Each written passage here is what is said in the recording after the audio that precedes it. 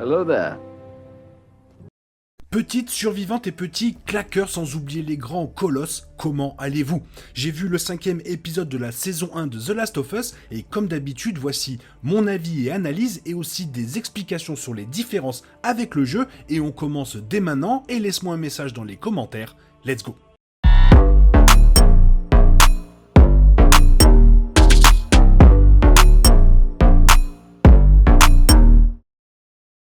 En grande partie, ce n'est pas un épisode trop chargé en adrénaline, mais un épisode qui se concentre sur Henry, Sam et leur relation avec Joel et Ellie. Lamar Johnson brille dans le rôle de Henry, dégageant un charisme et un sourire qui essaye de mettre en confiance son frère. Contrairement au jeu, Sam est maintenant décrit comme sourd, ce que Henry utilise pour tenter de le protéger de certaines des horreurs du monde. Cela aide à maintenir un niveau d'innocence éphémère, ainsi qu'à offrir des derniers moments déchirants. En ne partageant avec Sam que les informations les plus positives, Henry protège son jeune frère, c'est un symbolisme soigné qui reflète les propres peintures de super-héros de Sam. Ellie et Sam se lient instantanément en raison de leur innocence partagée de la jeunesse. Il y a un manque naturel de jugement et donc un sentiment de confiance accru. La volonté de Sam de s'ouvrir à Ellie lui donne presque un sens des responsabilités et son premier aperçu de ce que c'est que d'être en charge de la sécurité de quelqu'un. Une étape importante pour qu'elle comprenne ce que c'est que de marcher dans les pas de Joel pendant le temps qu'ils vont passer ensemble. Auparavant, Ellie n'avait qu'à penser et à s'inquiéter d'elle-même, tout comme Joel l'a fait pendant une bonne partie de ses 20 ans après s'être séparés de tout lien émotionnel avec le monde. Maintenant, à mi-chemin de leur voyage ensemble, ils ont acquis des liens solides les uns avec les autres et ont renoué avec l'expérience humaine elle-même. Henry et Joel, quant à eux, sont pour la plupart opposés. Jeunesse et douceur contre expérience et violence, optimisme contre pessimisme. C'est une grande dynamique et le moment où ils réalisent que leurs motivations sont partagées est un excellent moment. La non-réponse de Joel à l'aveu de culpabilité d'Henry fonctionne également comme une brillante préfiguration de ce qui va arriver plus tard dans son voyage. C'est un témoignage pour les 4 interprètes qu'un si court voyage ensemble donne l'impression d'être un moment entre amis, même si elle est écourtée de manière brutale. Les scènes se déroulant dans les tunnels souterrains sont un régal particulier pour les fans du jeu. Non seulement elles servent de façon efficace car nous nous attendons à ce qu'elles soient jonchées d'infectés, mais elles rendent également hommage à une histoire qui aurait pu être un épisode flashback autonome dans une autre chronologie. Les restes de la communauté d'Ish, l'une des histoires secondaires les plus dévastatrices du jeu. Ici c'est un easter egg allant de la joie d'une bande dessinée Savage Starlight à la tragédie des jouets abandonnés de la crèche de la commune condamnée. Un autre rappel déchirant de l'impermanence de la vie dans ce monde. Finalement, la fin se décline en 2 segments, chacun présentant les 2 horreurs distinctes du monde de The Last of Us. Le premier se déroule sur une scène d'action prolongée qui surfe sur des vagues déferlantes après une période calme. L'impasse du tireur d'élite de Joel est une séquence extraite directement de jeu et présentée avec une tension égale. La scène reflète l'atmosphère tendue de la scène du jeu pour être ensuite brisée par un seul coup de feu et le grondement des camions de Kathleen. Le moment sinistre de Melanie Lynskey alors que Kathleen persiste même après qu'on lui montre un côté plus doux alors que ses motivations sont révélées. Une fois de plus, la série refuse de classer l'humanité dans des colonnes du bien ou du mal. Et sous la surface se cache quelque chose de distinctement post-humain. Jusqu'à présent, la série a gardé ses cartes infectées relativement loin ou sous le coude, et il est surprenant que la série ait parcouru plus de 2 épisodes et demi sans aucun aperçu d'infectés. Mais lorsque la horde émerge, c'est un gros mot qui sort directement de votre bouche. Des infectés surgissent de la terre et inondent l'écran comme les bêtes dans Starship Troopers. De nombreuses images mémorables sont montrées, mais aucune n'est aussi troublante que l'arrivée du jeune fille Clicker qui se jette dans la voiture où se trouve Ellie piégée. C'est un moment de pure terreur qui n'a d'égal que le regard sur le visage de Joel alors qu'il est rendu incapable de l'aider. Fait intéressant, dans un moment karma, c'est cette jeune clicker qui finit par sauver Ellie face à la menace du pistolet de Kathleen. C'est l'une des scènes d'action les plus marquantes de la saison pour le moment, pleine d'horreur magnifiquement découpée sur un fond de feu. Et c'est ainsi que vient la 2e fin de l'épisode. Beaucoup plus terriblement horrible. La révélation déchirante de la morsure de Sam est montrée d'une manière que seul un enfant pourrait, dans une scène touchante, jouer superbement par les jeunes acteurs.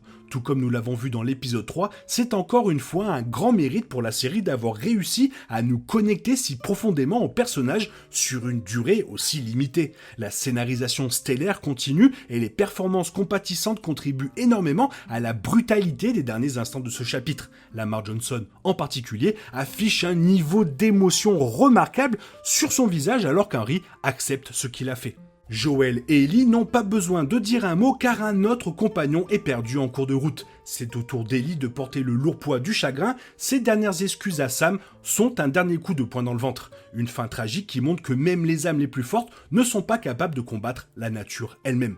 Une rafale d'action exceptionnelle suivie d'un choc de violence choquant offre à Joel et Ellie une autre amitié brisée, mais pas avant que des moments de gentillesse et de chaleur ne soient autorisés à se développer. C'est un autre épisode fantastique et qui s'appuie de manière impressionnante sur ce qui l'a précédé, tout en mettant en place de manière inquiétante ce qui va pouvoir arriver. Alors oui, cet épisode change la façon dont Sam a été infecté. Les scènes finales révèlent que Sam a été mordu par un infecté lors de la séquence d'action de l'épisode. Cela suit l'histoire du jeu original, mais avec quelques différences notables. Dans le jeu, Sam est mordu dans une séquence similaire, peu de temps après que Joel ait éliminé le tireur d'élite tirant sur Henry, Sam et Ellie. Comme dans l'épisode 5, le jeu voit les Hunters rattraper leur proie, attirant avec eux l'attention d'une horde infectée qui fait que Sam est mordu. Après cela, le jeu voit Sam comme beaucoup plus pessimiste à propos de la vie, ce qui oblige Ellie à le laisser seul pour la nuit. Le lendemain matin, l'infection du cordyceps s'est emparée de Sam et il attaque Ellie, Henry étant forcé de tirer sur son propre frère. Bien que bon nombre de ces éléments soient similaires, deux principales différences notables existent dans la représentation de l'épisode 5 de la fin tragique de Sam. L'une d'elles est que Sam révèle sa morsure à Ellie, quelque chose qui n'est pas présent dans le jeu. La seconde est qu'Ellie, à la révélation de Sam, tente de le guérir avec son sang. Ensuite, pourquoi Ellie a écrit « Je suis désolé » sur la tombe de Sam? La tentative de guérison de Sam par Ellie mène à une scène déchirante à la toute fin de l'épisode dans laquelle Ellie place la planche à dessin de Sam sur sa tombe avec comme message « Je suis désolé ». La raison en est qu'Ellie est immunisée et commence à montrer la culpabilité qu'Ellie ressent à cause de cela. Dans le jeu original, Ellie ne découvre pas la morsure de Sam, ce qui signifie que sa tentative de le guérir n'est pas dans l'histoire originale. Ellie tentant de guérir Sam rend alors la chose encore plus bouleversante. Non seulement cela fait d'Ellie un personnage beaucoup plus sympathique et montre qu'elle croit vraiment que sa propre immunité à l'infection du cordyceps peut conduire à un remède, mais cela aggrave la mort éventuelle de Sam car la guérison n'a pas fonctionné. Cela rend l'impact émotionnel de la mort de Sam sur le public beaucoup plus important, tout en renforçant le sentiment de culpabilité qu'Ellie ressent en raison de sa propre immunité. Maintenant passons au Colosse. La séquence dans laquelle Sam est initialement mordu constitue l'une des scènes les plus excitantes de la série pour le moment, principalement en partie grâce à l'introduction d'un nouveau type d'infecté terrifiant, le Colosse. Les Colosses se trouvent dans le jeu original, la série les rendant encore plus terrifiants en augmentant leur rareté. Dans l'émission et le jeu, les Colosses sont des hôtes infectés qui vivent avec le champignon Cordyceps depuis 10 à 20 ans. Ceci est connu comme la 4e étape de l'infection.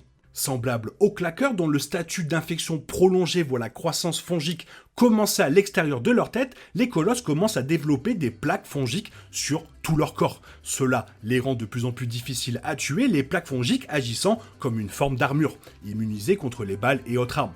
Les colosses ont également une force accrue, ces deux attributs étant mis en évidence par le combat de celui-ci avec Perry après que les balles de ce dernier n'aient pas affecté la créature, avant que la créature ne lui arrache la tête de son corps.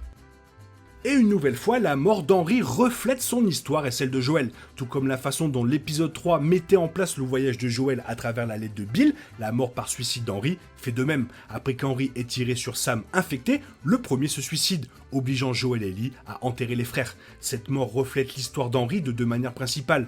Plutôt Henry parle à Joel en disant qu'il est le méchant, car il a fait des choses abjectes. Cela l'affecte à la fin de l'épisode lorsqu'il demande à plusieurs reprises « Qu'ai-je fait ?» après avoir tiré sur Sam bien sûr, reflétant comment il se considère comme le méchant malgré avoir fait ce dont il avait besoin pour survivre. Deuxièmement, la mort d'Henry par suicide prouve que les commentaires précédents de Kathleen sont justes, illustrant que le monde d'Henry tourne autour de Sam. Outre la façon dont cette fin reflète l'histoire d'Henry, elle reflète également Joel à travers Ellie et Sarah. Finalement, Joel deviendra comme Henry dans la mesure où son monde tournera autour d'Ellie comme il a fait avec Sarah. Il fera alors tout ce qu'il faut pour la sauver car il préfère mourir que d'être sans elle. Voilà, c'est tout ce que j'avais à dire sur cet épisode pour le moment. Toi, laisse-moi ton avis dans la zone commentaire. Et sinon, il est temps pour toi de reprendre le cours normal de ta vie. Et on se retrouve demain pour une nouvelle vidéo. Bisous bisous, bye bye.